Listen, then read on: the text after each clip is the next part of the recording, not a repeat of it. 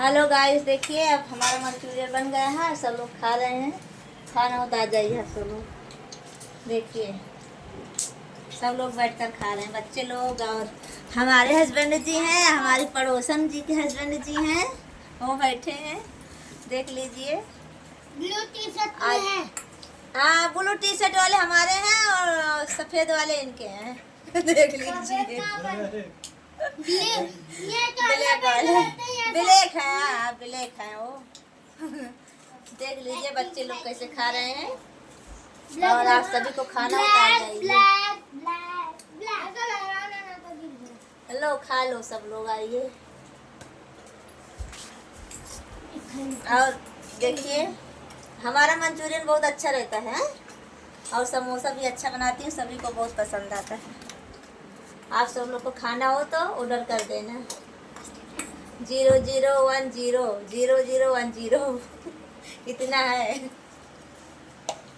इतना नंबर है ऑर्डर करने वाला, याद रखना सब लोग।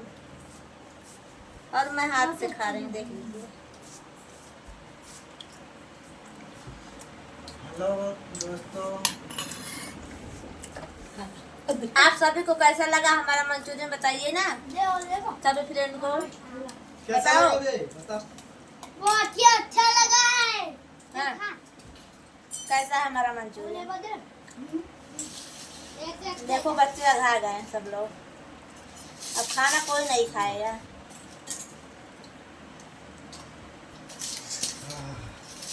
सबका पेट भर गया है। ग्रेवी में खाएगा। हेलो दोस्तों, अब मैं चला सोने।